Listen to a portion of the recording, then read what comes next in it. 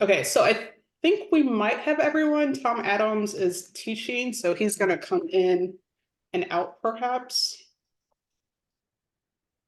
Is that 10 people? I think that might be right.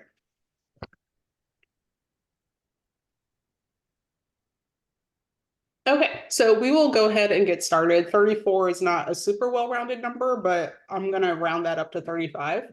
So we are so excited that you guys are able to join us. We know you're all over the country, maybe even outside of the country, and there's Tom.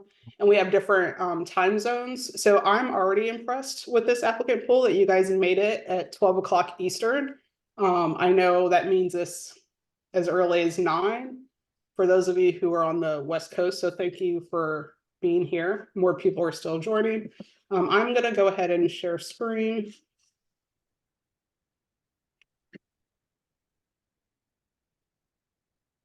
Okay. Zoom tells me that you guys can see my application, which is awesome. Okay, so this is our very first activity for our admission/interview week, and hopefully all of your schedules worked out nicely. I didn't hear from anyone, so hopefully that means that you guys received your schedules and you can navigate them pretty well.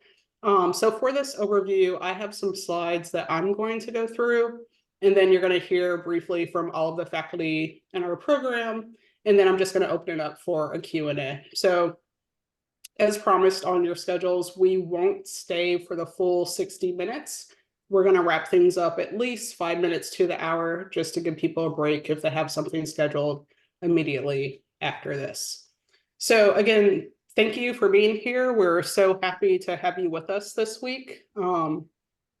I am Jessica Burris. I'm one of the co-DCTs, or Director of Clinical Training for the program. And I'm excited and nervous because this is the first time that I've done this. I just got into this role last year, and Dr. Michelle Martel, who's here, she did this in the most recent year. So she has passed along the torch, if you will. Okay, so first off, just congratulations. As you guys are aware, our program is highly competitive. This year we had around 225 applications, and we made interview offers to 29 people, I think it was, right around 30, and everyone accepted. So that drop from 225 to 30 is a steep drop, and you guys made it. So what that tells us is that, at least on paper, you are ready for this stage for doctoral level training. And so really this week is more about whether or not you're a good fit for our program, and whether or not our program is a good fit for the training and career goals that you have. So please take this week as kind of a bi-directional data collection where you're getting information about us and we're getting information about you.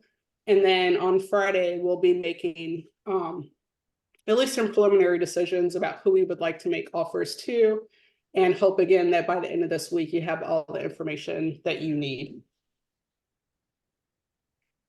So first off, the University of Kentucky campus is a complex one. So we're one of only maybe 10 or 12 campuses in the country where all of our colleges are housed in one place. So Lexington has the College of Arts and Sciences, which is where our program is housed, but there's also the College of Engineering and Public Health, Nursing, Medicine, Design, Music, Fine Arts, and others that I can't think of right now. Dentistry would be another one.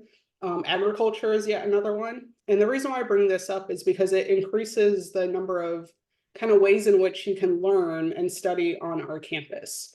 So if there are classes in public health that are of interest to you, you can take those while in the PhD program for clinical psychology and kind of round out your training in that way.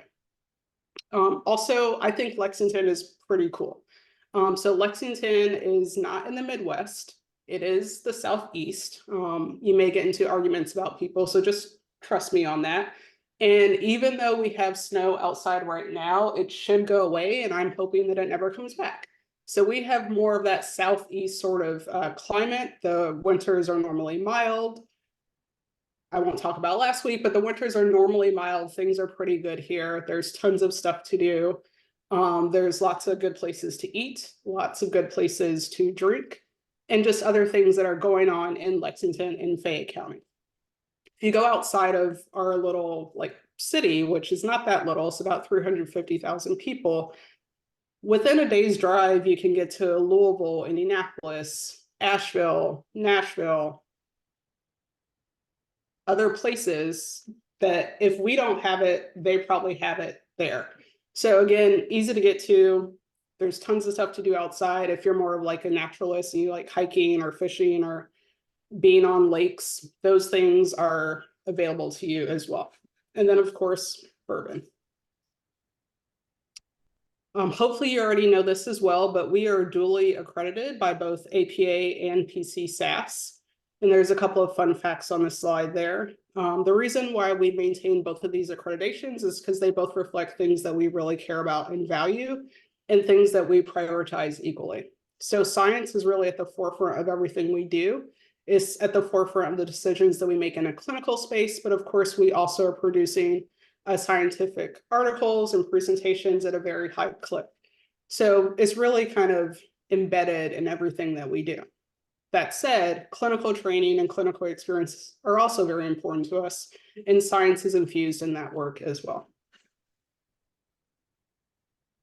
So not to brag, but to brag, our program is pretty great, I think.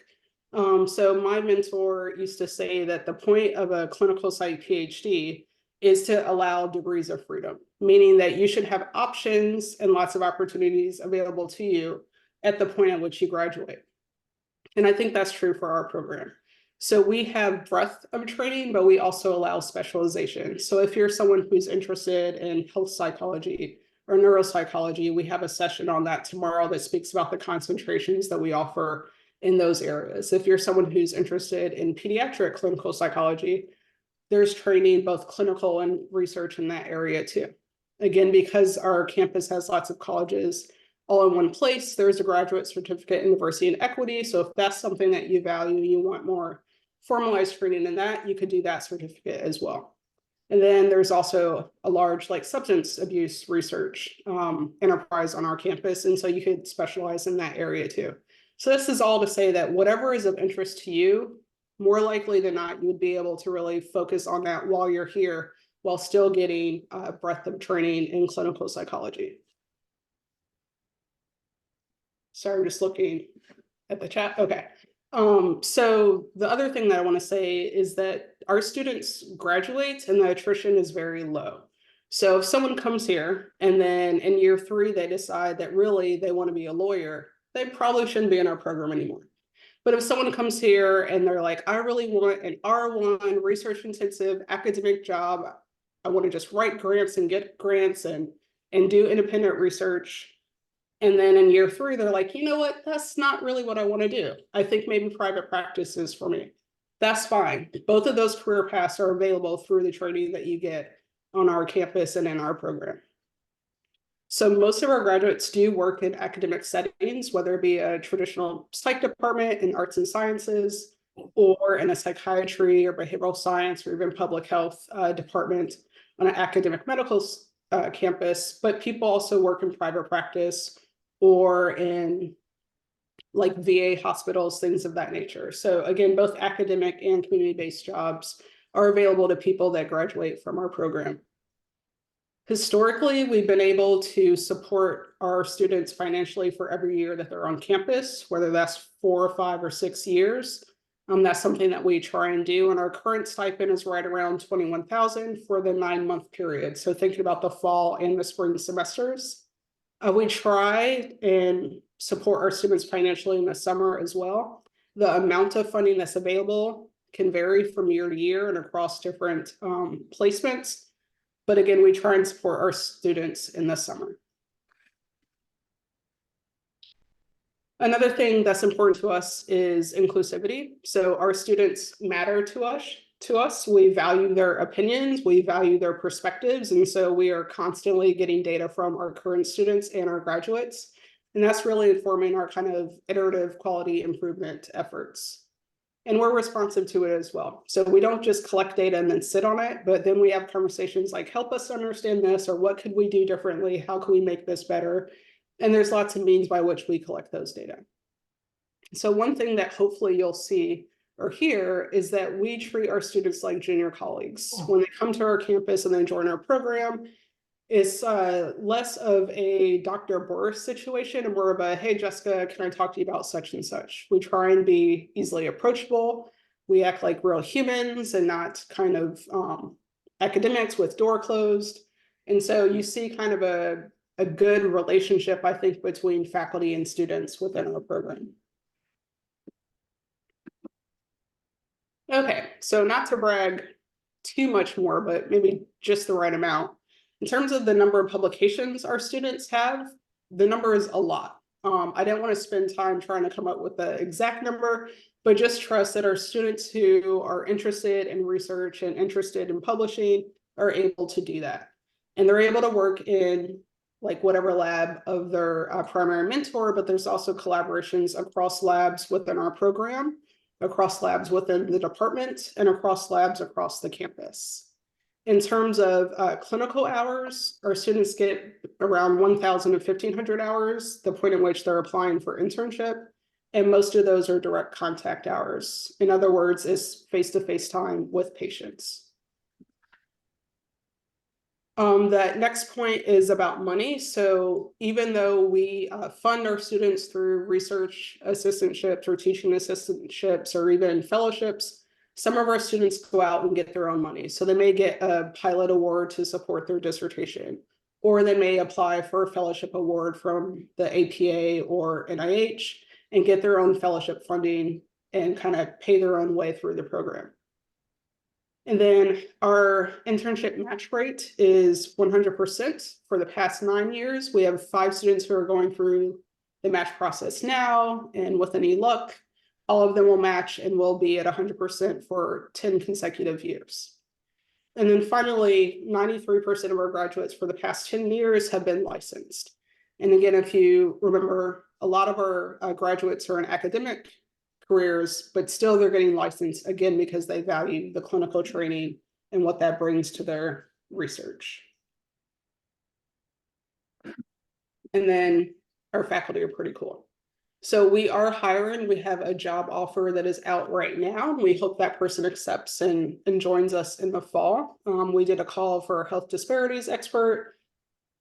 They were all really great, everyone that came to our campus. And like I said, hopefully we'll be +1 on our faculty list. So I'm going to leave this up just to make it easier, but Tom, I saw you on here somewhere. You are up first. If you want to introduce yourself. Yeah, I'm Tom Adams. I am director of or PI for the Cognitive Neuroscience Behavior Therapy Lab. Also co-direct the Clinic for Emotional Health with Crystal Bedore and Shannon Sowers-Zabala and Matt Southward. My lab is primarily concerned with research on anxiety and related disorders. Most of what we do is with OCD and PTSD. And most of our research is focused on kind of trying to identify basic mechanisms for behavioral therapies for those disorders. So that can be basic like psychological functions like learning and memory, but also includes biological mechanisms like we use fMRI and look at like peripheral markers of brain plasticity and things like that. And then ultimately, that kind of mechanistic research kind of feeds into experimental therapeutics work, where we try and engage those mechanisms to improve treatment response and the efficacy of given treatments. So to kind of give some tangible examples of what all that means, or how that kind of translates. We have, for example, one study where we are applying brain stimulation or non-invasive brain stimulation, something called transcranial direct current stimulation, to try and improve learning and memory processes during exposure therapy. We also just got a grant to start a project where we're using exercise, just jogging on a treadmill, to try and boost brain plasticity and improve memory consolidation that happens after exposure therapy and PTSD. We have lots of other projects that are kind of in a similar vein, but that's it in a nutshell. I'll just say a little bit about CEH, or the Clinic for Emotional Health, but I'm sure Crystal, Shannon, and Matt may also have something to say, so I won't take too much time on it. But my lab is at CEH and in a large shared space where we not only have our labs and do our research, but also where we have a practicum where students can come and get involved in our clinical trials and some of the research that we're doing at CEH.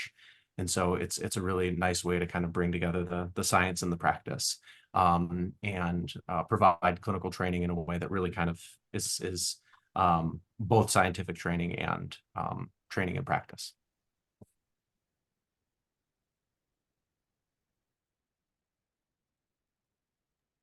Okay, that makes me up next, right? Yep. Yeah, I was going to say, I'm not going to call out names because they're up there, so go for it. All right. Hi, everybody. My name is Crystal Bedore. I am, so I'm the director of the Stress, Trauma, and Recovery Research Collaborative. And so our lab really focuses on understanding the psychological consequences of traumatic events. So we study primarily experiences of violence, but other traumatic events as well. And we look at PTSD is kind of the core disorder that we focus on, but we also think about a lot of comorbid related issues that people experience, including some collaborations with Tom. We study the overlap of PTSD and OCD. We look at substance use, and increasingly we are looking at sleep and its role there. And my lab focuses sort of on the more basic side on understanding emotional consequences and emotional vulnerabilities for trauma-related psychopathology, but increasingly on the more applied end, we're doing work on understanding health disparities and how it fits within the community. So we have a big project in rural Appalachia right now that's focused on understanding health disparities in that region. So for anyone who's interested in work in rural areas or health disparities, we do that. And obviously no one's applying for my lab this semester or this year, but we do a lot of collaboration, as you'll see. So if you hear anything you like from any of us, you make sure to tuck that away. The other thing I would say is from the perspective of how you would interact with me, I historically teach the research methods course for graduate students, although Matt Southward's been teaching it the last couple of years. I'll be taking it back. I also teach a trauma psychology seminar for graduate students.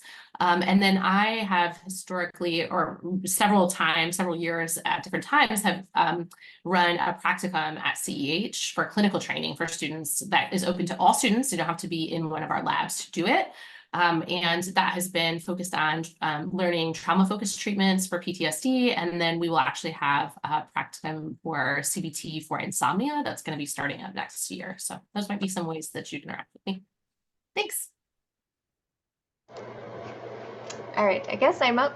So my name's Amber Billingsley. I'm the director of the Harris Center. So the Harris Center is our in-house psychology training clinic. So students are in the Harris Center from their 2nd through 4th year. We see many different things in the Harris Center, mostly kind of anxiety, depression. You can get lots of experience with that, but anything else that you're really interested in, for the most part, we can accommodate.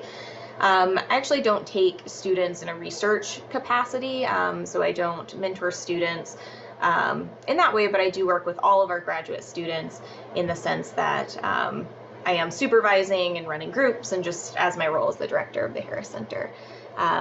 In terms of teaching, I also teach the professional development seminar, so our PDS, the 1st years through 4th years, attend that, both in the fall and spring semester. It's kind of like a case conference, colloquium, random smorgasbord of lots of different fun topics related to professional development.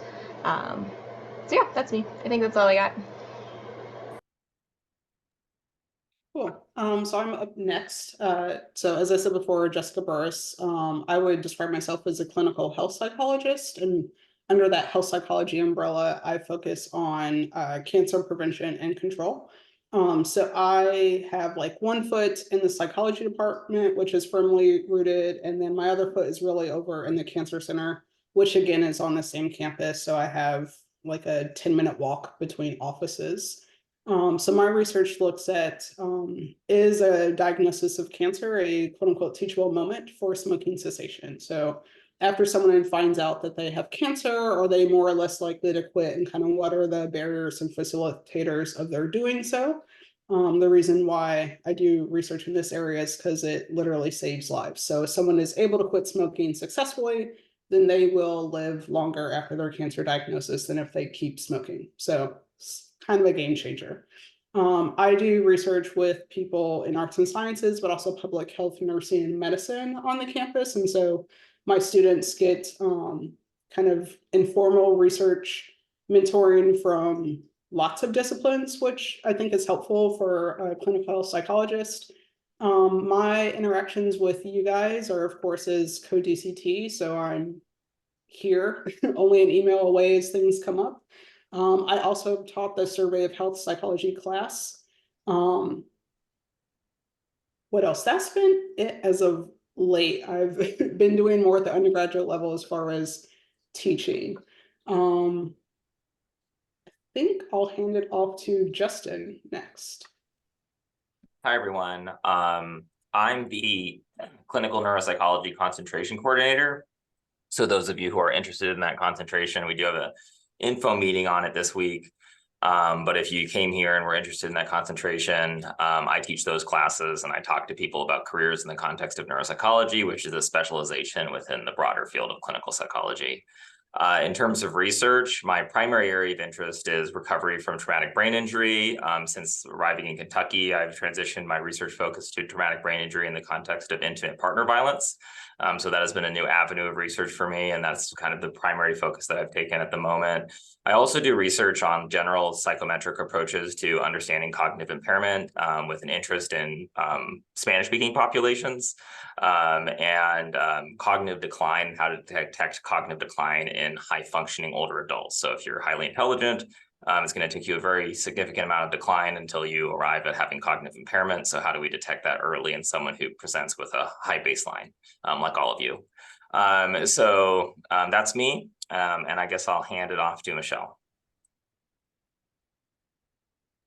Hi, I'm Michelle Martel, and I'm the chair of the department, which is a fairly recent phenomenon. So you have support, good support at the department level, and we are one of the, if not the strongest departments in the college. So we also have really good support even higher up in the college. I am spending a lot of my time doing that these days. However, I am the child clinical psychologist in our program. So I do supervision of clinical work. I teach the beginning assessment class for graduate students. I do as much supervision of evidence-based assessment as I have time to do these days, which is not as much as I'd like. I also do oversee 2 practicum experiences, one at the adolescent inpatient unit on campus through the medical center, and then also through a local private practice where I see kids as young as preschoolers all the way into young adulthood and do therapy and assessment. I'm also very highly research active. I have 2 R01s that broadly focus on hormonal mechanisms of externalizing developmental psychopathology broadly defined, with a particular focus on ADHD and also drinking, with a strong focus on, again, biological mechanisms, including hormones.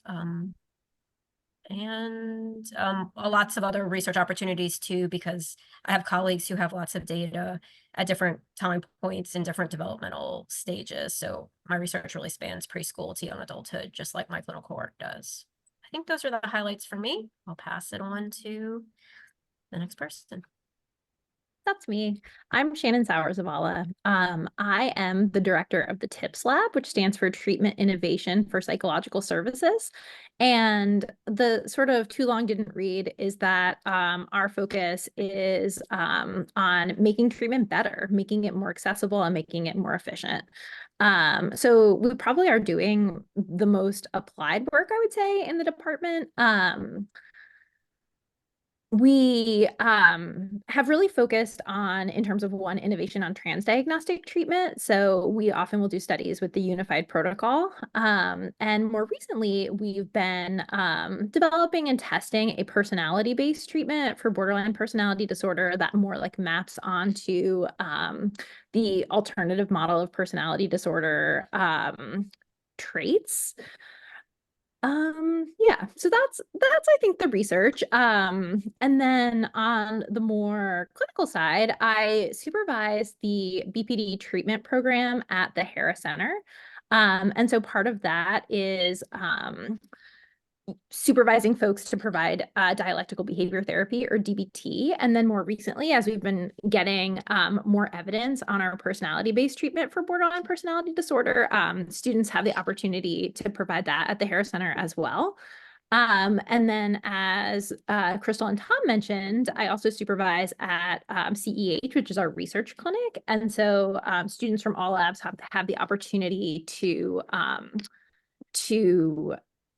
provide treatment as a study therapist, or serve in a role as an outcomes assessor on these clinical trials. And so you get sort of the Harris Center experience, which is more sort of traditional, like outpatient therapy, and then kind of get to contrast that with like clinical trialist, which is, you know, more rigid, I guess. I think that's the main stuff. So I will pass it off to Greg. So Greg got kicked out. He was pushed out by the system. He's texting me, but I don't know if that's solving the problem. So let's go to Angel.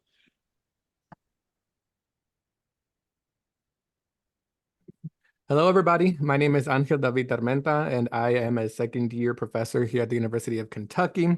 I am actually not a clinical psychologist by training. I'm a social cultural psychologist, and I study how societal change impacts intergroup relations. Part of the reason why I am here is because I am accepting a clinical student, and I want to actually facilitate research related to kind of multiculturalism and how that may affect communities at large. And so I think there's a lot of clinical ties there. In terms of my actual lab, though, my lab is called the Tapatio lab. Who here knows what Tapatio is? Raise your hand.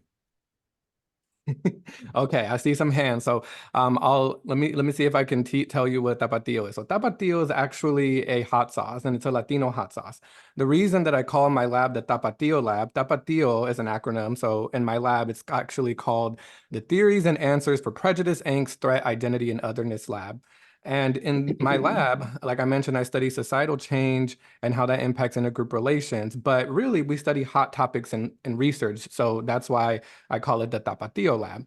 Now, in terms of some of the most recent research that I'm focusing on, me and some graduate students in the actual program are focused on how racial nostalgia, which is a sentimental longing for a past state of one's racial group, may actually be related to increases in prejudice toward Latino immigrants, and how that is actually explained by increases in perceived meaning in life loss. And so all of these different relationships and research topics that I'm covering and giving you kind of a little snapshot of what I'm doing is really tied to clinical research, given that clinical research really focuses on the mental and behavioral health of communities, right? And so if you're interested in that kind of stuff, definitely hit me up, email me, and we'll go from there. So thank you.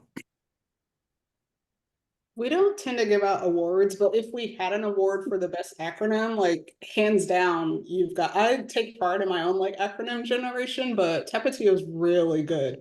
So yeah, that needs to be, Michelle, can we do like an awards category in May or April for that? Making a note. Yeah. Greg, we skipped you, but you're back. So let's do it before you disappear again. Hopefully I won't disappear again. Hi, everybody. My name's Greg Smith. I actually, those of you who start with us in the fall, you'll be starting in my last year at UK before retirement. So the specifics of what I do and what I've done historically research-wise are not going to be that important to you. I'll just mention briefly that my program of research has been on the antecedents of addictive behaviors, integrating personality and psychosocial learning models to that effect. I look forward to talking with many of you over the course of the next few days, and best of luck for all of you with the interview process. That's all I'll say.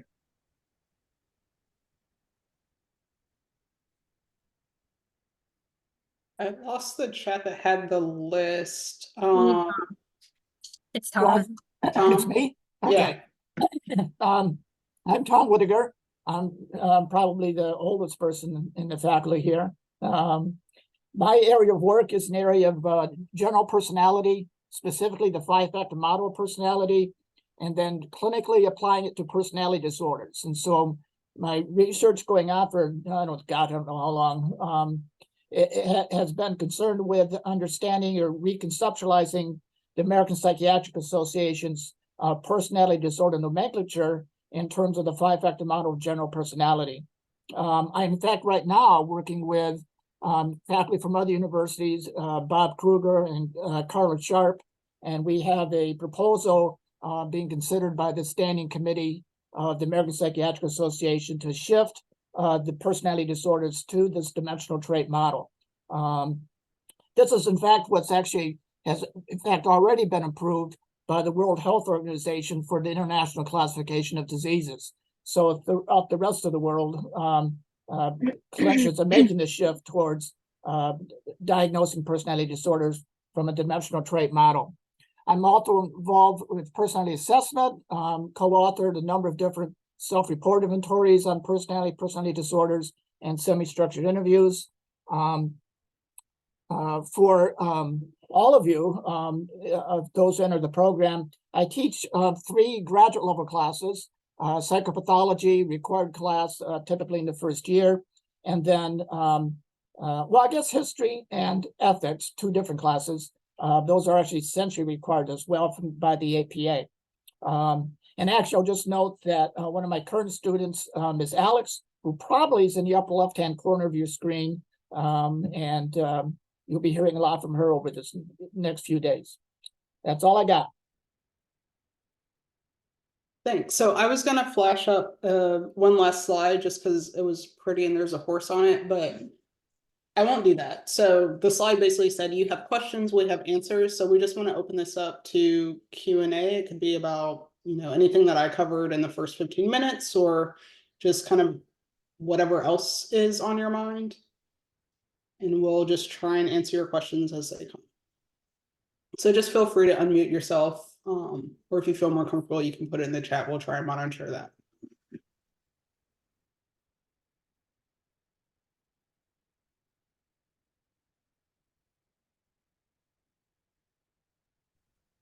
I'll go ahead. Thank you, Dr. Burris. My name is Shayla. Thank you all. It's so nice to quote unquote meet you guys. I had a quick question about the one slide you mentioned with the APA accredited internship match rate, which 100 is really impressive to me, it sounds like. I just had a question on some of the internships that students usually match to, just an idea of where, if they're usually around your area. I did see some of the great options you guys have for internship rating on your website. I just want to know, like, recently where students have been matching. Yeah, so I think I'll let Michelle kind of throw out some of the places where people are matching. I can say historically people are matching at their first, or they're like #1 or #2 ranked place. So not only are they matching, but they're going where they want to go. And some students have reasons to stay kind of locally or regionally, but mostly students are going all over the country. Yeah, I'll just echo what Jessica said. Most people get either their top 1 or 2 choices, and it really does vary. We do have a lot of people that stay, relatively close, but we do have people that go all the way across the country. We end up in a lot of really competitive, like, academic medical centers, because that is one of the, I think, thing a lot of our students end up being interested in. I mean, VAs are like one common, I think for people who are going through the neuropsych track, perhaps in particular, my students often end up in children's hospitals, but, I think there's a lot of variation depending on what your interest area is and your mentor and other things. And yeah, thanks for people can also look in the chat for some other specific ones, but I think the take home is really less about like where exactly people are ending up and more about people end up in locations and settings that are like their top pick for what they're interested in kind of pursuing. Actually, I'm going to add a point here that it's not directly relevant to what your question was, and that and the answers have been emphasizing that people are getting their first choices around the country. But I also want to note that we actually have our own accredited internship here in Lexington as well. I think typically 2 students go to that, and that works out very well. In particular, I would say that if you're pursuing an academic career, that you're staying on campus for it's like a half-time internship. So you're on campus another 2 years and can much easier to continue to do research with your mentor. So that's a really good possible resource one might want as well. Yes, but we are actually retiring that, so. Oh, we are? I'm sorry. I didn't know that. Okay. So it was really cool, and also, it is being retired, so it is ending on June And so- 30th. well, now I understand why about that, 'cause nobody I'm mentioned directing it. It was real for about 10 years, but it's about to be a thing of the past. Well, I'll add about the internships. I think a piece that will hopefully come out as you all are meeting with folks this week is that our goal really is to help promote whatever you want for your career. And Jessica sort of highlighted that at the beginning, that we have students who have very different career goals. And so we frequently meet with our students, and you'll not just your research mentor, but your clinical supervisors and other faculty who are invested in you and wanting you to find the career you want. And so sort of what setting do you want to end up in is kind of a common question that you'll get. And then we try to help gear the opportunities throughout your training so that you really are very well qualified when it comes time to interview for internship. That's why people are going to mostly their top sites. That sounds great. Thank you all. Hi, I'm Michaela. I do have a question for some of the longer faculty that have been at the University of Kentucky.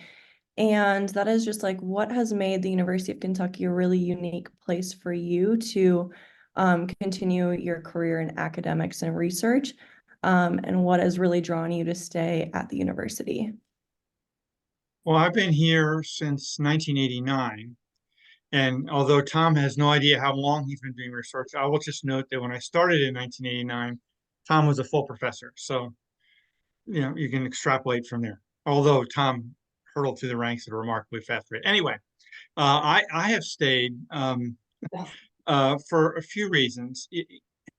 What I always wanted in a career was a place where I could be really productive. I had goals that I really wanted to achieve, but also happy. And, one of the things about UK's clinical program that has always meant a great deal to me is that there's this sort of really sweet combination of high levels of productivity and high levels of mutual support and comradeship. I mean, we're friends, we get along really well, and we also help each other do good things and do more. So from my point of view, I've always been really happy on a day-to-day basis here, and I achieved far more than I ever thought I would when I started out as an academic. And I think those two things are two of the key things. A third thing for me, being on faculty and raising a family here, is the cost of living is pretty great. It's sort of, we have this great combination of a cool city that's not super expensive to live in. And so I mentioned that for you all as applicants, because when you start figuring out about TA stipends and financial support stipends, you got to factor in cost of living, because 21,000 here is, comparable to well over 40,000 on the East Coast, for example, or more. So you get those other things to factor in. But from my point of view, it was a really great place to raise a family, as well as a great place for me professionally. I'll just chime in to say, well, first I want to just disclose that I have not been here for that long, and I'm not as old as some of the other people that are on this call. So we'll just get that out of the way. You're older than I am. The second thing I'll say is that a number of faculty on this call, or at least myself and Jessica, we are PhD alums. So we went to graduate school here. I remember sitting in your shoes, although we were in person at that time, and Greg was the DCT at the time. And I remember sitting in this meeting and being like, good vibes. Like, I really want to go here. And mostly because I was young, right? Like I was 22, and I was like, I want to make friends, and I want, to have a productive career. So kind of the same reasons that Greg is describing. And then I know for myself, I won't speak for Jessica, but I know this is true too, that like, you know, we both left, we were both away. And when positions opened up, we both sought to come back, right? And from like cool places, right? So I was living in Boston and Jessica was living coastal South Carolina in Charleston. And having kids, coming to a low cost of living place, a supportive place. I mean, not everywhere you work is particularly supportive. And I think that that our department is. Like, we wanted to come back. Yeah, I would actually again reinforce what's being said. I remember when I was on interviewing for faculty positions, my mentor, Lynn Royer, really emphasized that go to a place where you're going to be happy 20, 30, 40 years from now. Don't think in the short run about in the next 1 or 2 years, but in terms of the long term. And the faculty, of course, have changed remarkably since I first came, but it's the collegiality was what a major attraction for me, that people weren't trying to backstab for resources. People were more mutually supportive to help each other's careers rather than being so mostly self-centered. And that continues to be an atmosphere here, which I think works really very well. And plus, I actually say I like the Southeast. I grew up in Michigan and really got tired of the cold. And partly how this is useful for you all as grad students is that it'll sort of be in the air, but we'll also actively foster sort of that collaborative, work together sort of style. We have abundant resources. You're not going to be competing with other fellow grad students for stipends or resources or their capacity to do your career. Everybody will have the resources they need to do to pursue the career path that they want to pursue. And you'll find that will be encouraging, and it will be almost automatic in a lot of ways, because that's the environment you're stepping into, that there will be a very collaborative, people looking out for each other kind of perspective among grad students as well as among faculty. Yeah, I brought 2 grad students here with me from my last job in New Orleans, and I was like, it seems too good to be true. Like, let me know. The students seem too productive to be like super nice. And they were like, no, they're like, I mean, you can hear more about this from the students on the ground later, but they were like, no, I mean, our experience here has been that people are so collegial. So. I just wanted to say really quick, I'm only a second year, so there's that. But the part of the reason that I wanted to speak up and say something about and answer this particular question is because I was on the job market recently, like maybe a year and a half ago, and I applied to like 50 positions because I literally refused to go back to my mama's house after graduating, with my psychology PhD. And so I was like, I'm gonna cast a wide net, and I know it's competitive, and like I didn't even think I was gonna get an interview. To my surprise, I got 30 interviews, and from those 30 interviews, I got 16 campus visits, which is essentially like the second interview, right, where you like fly out to the university. I only went to maybe around the first 5 or 6, and one of them being the University of Kentucky. And I came here because they gave me an offer I just couldn't refuse. But in addition to that, and more importantly, I felt like people were really passionate about what they do, and it seemed like a very supportive and collaborative place to be at. And thus far, I have felt that. I have felt like that people really actually genuinely cared about me, and that we genuinely care about the graduate students, and that we're not just using them as kind of like a source to collect our data or to facilitate our own programs of research or whatever. Like, we really genuinely care about the careers of our students, and we really care about the well-being of our students, and we do everything we possibly can to try to facilitate that. And that's the main reason why I decided to come here. So if you have any questions in regards to that, by the way, let me know. Hi, thank you so much. Speaking to a lot of what I've been hearing about collaboration within the department, especially in the community that you fostered, I was wondering more about how that looks in terms of like collaboration between like within your labs themselves or across labs, as it looks like the faculty is so diverse and that you can learn so much from one another. Yeah, I can take that one. So it really is kind of what was said earlier, like just email us. So I'm not accepting a student this year, but if one of you came and you're working in Justin's lab and you're and you have a conversation with Justin, you're like, you know, that Jessica person said something about cancer and that seemed cool. I'm sure Justin would be like, well, reach out to her and like see what's going on. And we would try and figure out if there was any data I had that could help answer a research question that was of interest to you.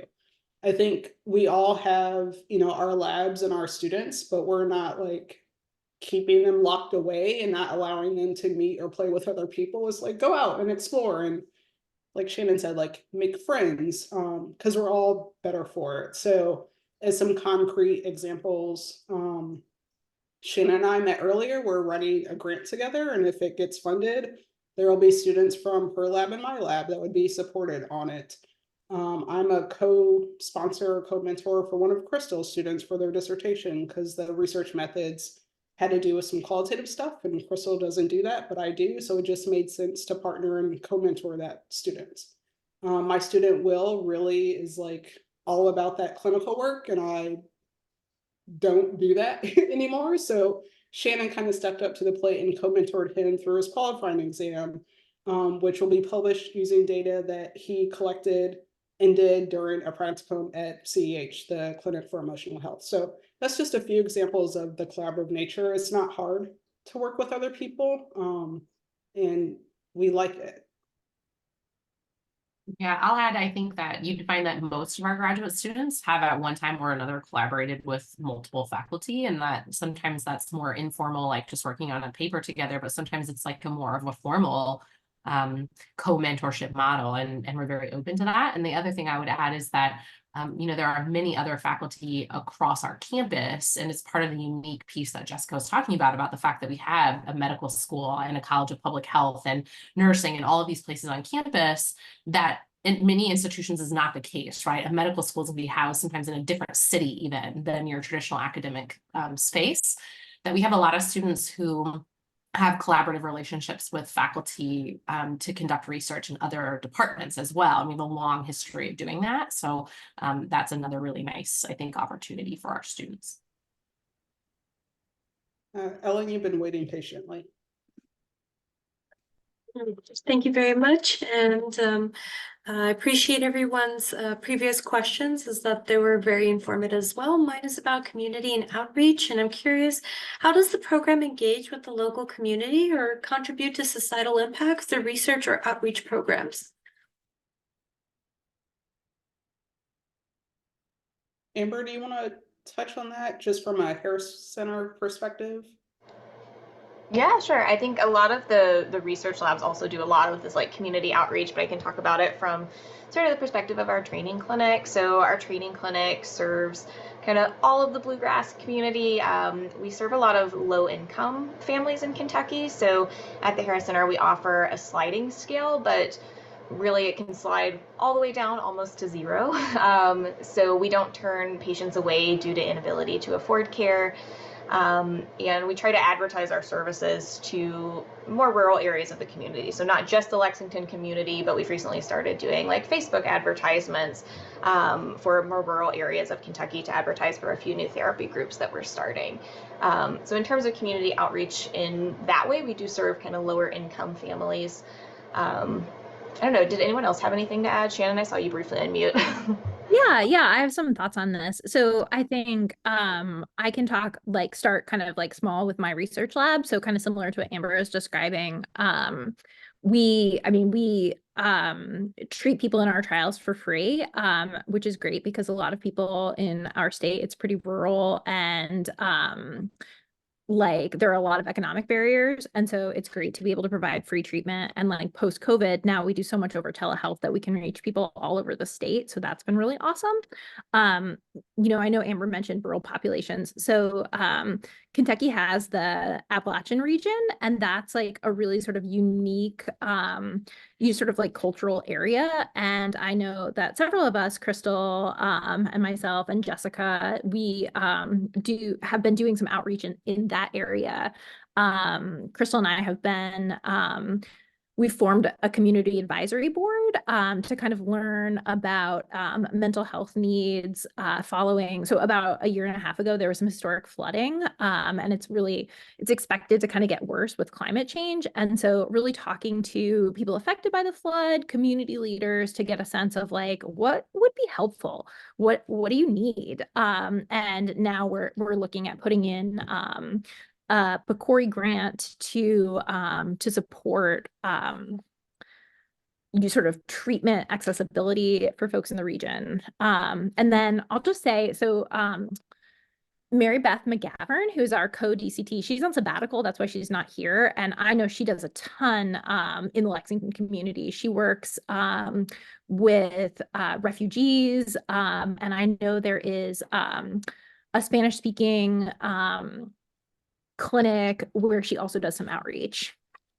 Yeah, And she would tell you more about that if she were here. Yeah, Clinica Amiga is the clinic on the north side of town, I think it is, that serves the Hispanic Latinx population mostly. She also volunteers, is like a first responder with the American Red Cross, and is open to students getting certified and doing that too. And then the refugee center, I think, is based in Louisville, but she's definitely in touch with the community. In the interest of time, I'm going to turn to Kelly, and hopefully we can get the last person whose hand is raised. I'm not sure. We'll just kind of see how we do. Thank you. Yeah, so I saw in the handbook that sometimes students work in a summer treatment program as part of their summer work, and I was curious more what that looked like, and just in general what students are usually doing during the summer. Yeah, so I can speak to that. So they students kind of do all the things during the summer. So in the interest of patient care and safety, the Harris Center does not close during the summer months. And so once our students take on cases, which is in their second year, that continues kind of 12 months a year. We close during semester breaks and for holidays, and people get personal leave for vacation and things like that. But the clinical work continues there in the summer, and usually the practicum sites continue during the summer months as well. What people do in terms of like research in their labs is partly dependent upon their mentor and what arrangements they have. So I've had students that have said like, I need a break, and I'm like, okay, well, we'll get back at it in August. If that fits with your goals, like that's fine. I have other students that are like, oh, like I don't have classes right now, so I want to go all in on research, and I try and do more in the summer. The funding could be a TA, so they may serve as instructor of record during the summer and teach a course independently, or they might TA or do grading. And then there's also sometimes like summer fellowships or summer RAs where they're working on a specific project during those like 2.5, 3 months and getting paid for that work too.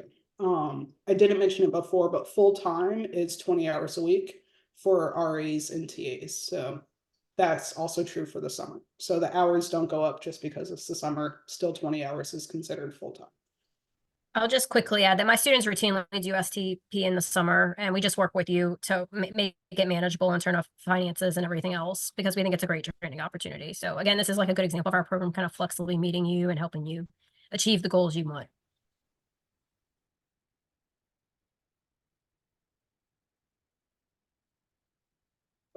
It is 5 to the hour, and I said that we would end so that people could take a break. I'm happy to stay on. Did you go away? Okay, you just went through. I'm happy to stay on and answer your question. But for those that want to leave, please do so. We're not going to write down your name and see who stayed and who left. So just do whatever makes sense for you. Thank you for taking my question. I'm Nishta.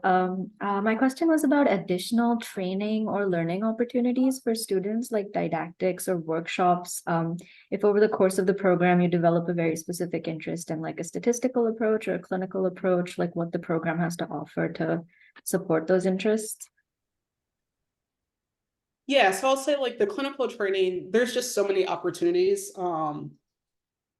Like what you have interest in more than likely is something that we could help you with, or maybe something that we're like, that makes sense and that seems like an internship rotation. So just know that we'll get you to the internship that makes sense so you can kind of double down on those efforts.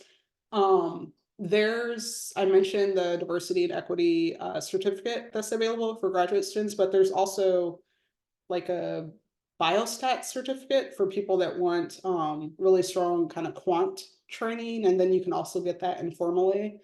There may be there's a teaching certificate, so for people who think they may want to work in like a liberal arts college or university once they graduate, again, that sort of specialized training is available, and you could kind of go through the program and end up being an instructor of record for a couple of classes to kind of boost your CV in that way. There's grant writing, there's a class on grant writing, there's like boot camps on grant writing, if that's something of interest to people. For the faculty, there's other stuff that I'm probably forgetting. Just quickly, in the neuropsychology concentration, there's part of national training standards or other experiences, and we have started doing a Bluegrass area neuropsychology group where we just have like the local neuropsychologists come together and chat about cases or other relevant topics. And there's also, we are attached to a medical center here, like just on campus. So neuropsychology students have access to neurology rounds. So you could attend neurology rounds and learn more about, some of them are like way over my head, some of them are like really accessible and meaningful. So that is an accessible thing for any neuropsychology student, any student would be able to attend that. I assume other departments in the medical school might also offer some form of a rounds service where they could view presentations from external or internal presenters. Now, I know psychiatry does, and so that's a space too. And then there's also, for example, there are several centers on campus for particular areas of emphasis. Like there's a Center for Health Equity Transformation that brings in a lot of speakers. There's really a lot in terms of the didactics. And I would say for students who really want specialized kinds of opportunities, those are things that we work with individual students to do. Like, for example, we have a student who really wanted forensic type of training, and none of our faculty, our clinical faculty, that's not our expertise area. But we were able to support that student to now pursue a practicum at the local prison. And so she is getting like those types of training opportunities. So there's really a lot of ways we can do that. And I think we have, given what students' interests really are. All of that sounds really great. Thank you so much.